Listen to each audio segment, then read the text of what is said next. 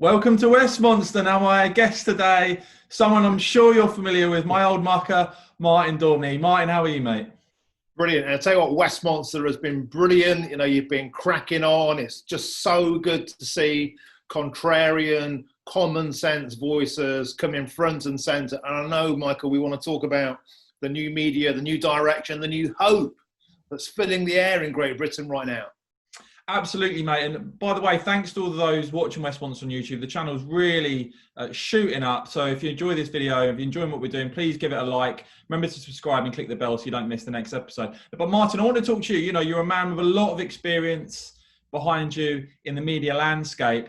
We've seen this another mess in terms of the BBC lately. Last night, the proms. They've now got a new Director General, Tim Davie. Where do you assess we are in terms of the BBC and the licence fee, mate? Because I've got to tell you, in terms of the people who are watching the Westminster channel, the licence fee, they want it gone. Yeah, well, I was interviewed by Calvin Robinson, our good pal at Defund the BBC this week. And I've just had enough of the BBC now. I mean, I've been on the BBC as a commentator, as a politician for years. Always the only Brexiteer on the panel, on BBC Question Time, on Newsnight, on Daily Politics Live. Locally, you name it, I've been there and I've been harangued for years. I stood firm because I believe in Brexit, I believe in Great Britain, and I took the flak. And I think we're at the point now where all sense of impartiality is simply gone. It was never really there. A new director, I just think it's the same figurehead with the same problems. Their biggest problem is a lack of diversity of thoughts. The BBC's idea of diversity was people who look different, use different gender pronouns, but they think the same. They don't like Brexit. They hate Trump.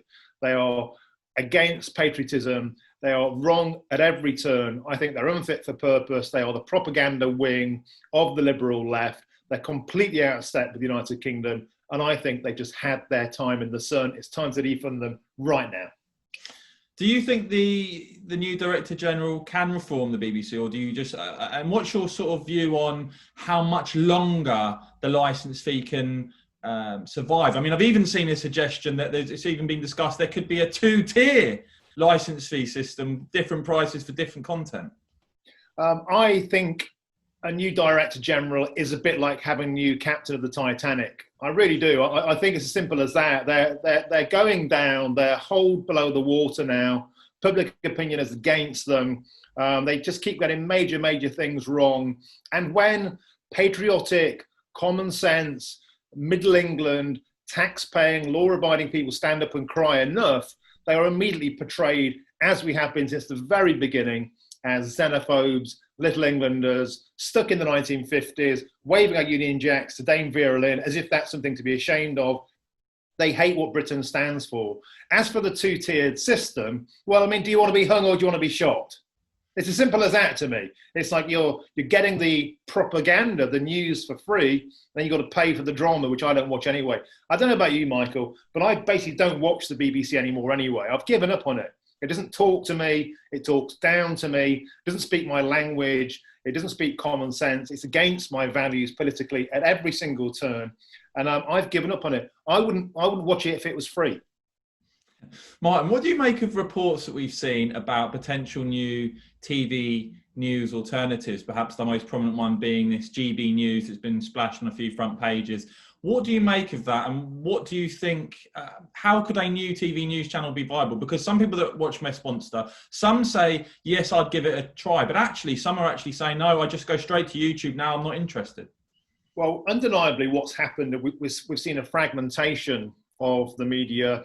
And I say this from somebody who was an editor in print media. I've watched print media come and go, first magazines and now newspapers are on a terminal decline. There's nothing we can do about the death of print media. It's just the way it is.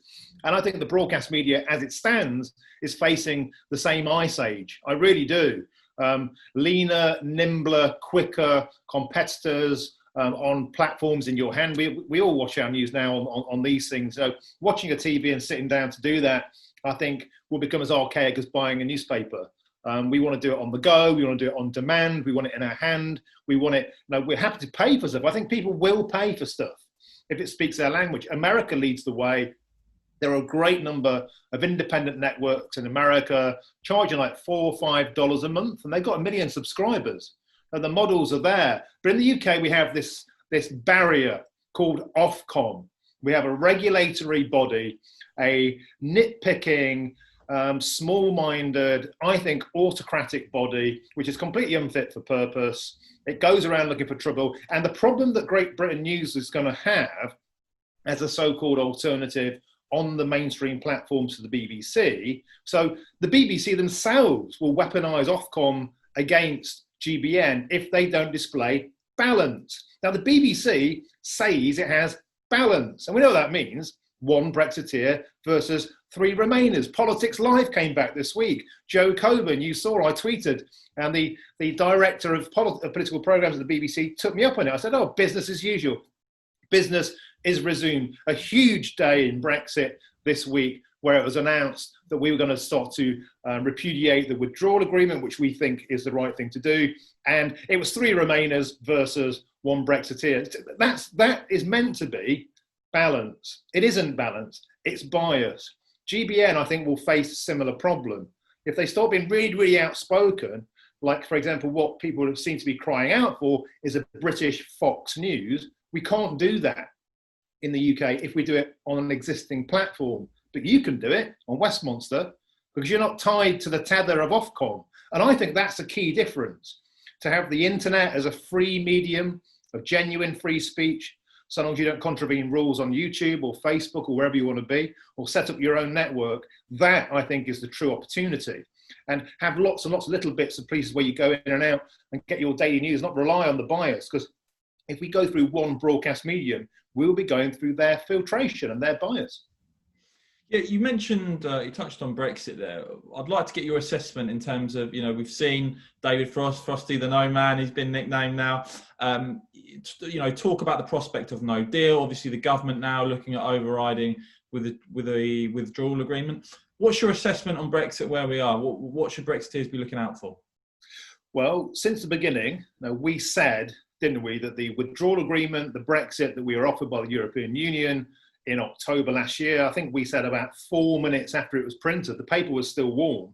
This is a terrible deal on fishing, on state aid, on the level playing field, and of course on the Northern Ireland Protocol. But we said we thought it was a terrible deal for Britain, a great deal for the European Union. But then Boris got this voted through on an 80-seat majority, and you, I, and all of us at the Brexit Party voted for that deal, didn't we? Because we thought, okay, the public will is here to get Brexit done. And then we placed a great deal of faith, did we not, in the Tory government to actually pull this thing apart and go and negotiate hard and get real concrete changes on things like fishing, state aid, level playing field, and Northern Ireland. That's what's starting to happen now. So they're finally saying, we're going to rewrite this treaty, and it's gone berserk. It's going to be carnage, Michael, between now and December. I think it's going to be carnage on Brexit, because the government seems to have woken up to the fact what we recognised all along. The withdrawal agreement is not something we should be tied to. The whole thing should be repudiated. A clean break Brexit is the best deal for Britain. That comes as no surprises to anybody, me saying that or you saying that. But I think actually, Michael, we're being proven right now. We are being proven right now, and this is going to go all the way, I think, to the Supreme Court and maybe beyond. And they're going to challenge it at every turn. But I'm hopeful. What's really interesting this week, in the last couple of days, is that Gloria De Piero, who's now on Times Radio, by the way, that's called Ramona Radio for those in the media business, was saying, I should have voted for Theresa May's Brexit. She was a Labour Party MP in Ashfield, where I stood, and she completely betrayed the voters of Ashfield at every single turn. He voted 70.1% Brexit. She voted against Brexit every turn. Now she's saying I should have voted for Theresa May's Brexit because she saw what we saw. It was a watered down Remainers Brexit. And that's the point. We are going now towards what we want. And all of those people that resisted all along have ended up being our allies, the useful idiots of Brexit, Michael. I just want to ask you, Martin, even by the sort of woke standards of the corporate world, I must say the UN tweet that went out the other day that I think you responded to, for those that haven't seen it, this is from the UN, and this isn't a parody, I'm not making this up. The COVID-19 pandemic is demonstrating what we all know. Millennia of patriarchy have resulted in a male-dominated world with a male-dominated culture which damages everyone, women, men, girls and boys. What are the UN playing at, Martin? Yeah, I said there, as the woke experienced kids seem to have taken control of the UN Twitter feed, let's have a look at a few facts. 2/3 of suicides are men, 96% of the jail population of the UK are men, 85% of the homeless are men, 97% of workplace fatalities are men. Oh yeah, a great world that men have set up for the empowerment of men, isn't it, Michael? No, it's provably nonsensical. Patriarchy is a myth. It was invented by cod scientists in the 1960s. It was a forerunner of critical race theory and all this other hokum nonsense that's now infesting academia, the media, politics, public life, the UN itself, the WHO. All of these places have got the virus of woke. And I think, Michael, it's time to deliver an antidote. And that antidote is going to come by fresh, nimble media channels. You're one of them. I've got something in the pipeline. I think people want real change. They want common sense voices. And I think this is also true of politics. The lockdown measures imposed by Hancock overnight, groups of 6 aren't allowed. We're going backwards, Michael. The death rates aren't there. Hospitalizations aren't there. I think, and never mind the election in America. I mean, it's going to be absolute bedlam. You know, what do you think is going to happen in America in terms of the US election, mate? I think the big story that no one's really talking about yet is the postal vote, because I think Trump's going to win the walk-up vote. You know, people are going to go out in numbers.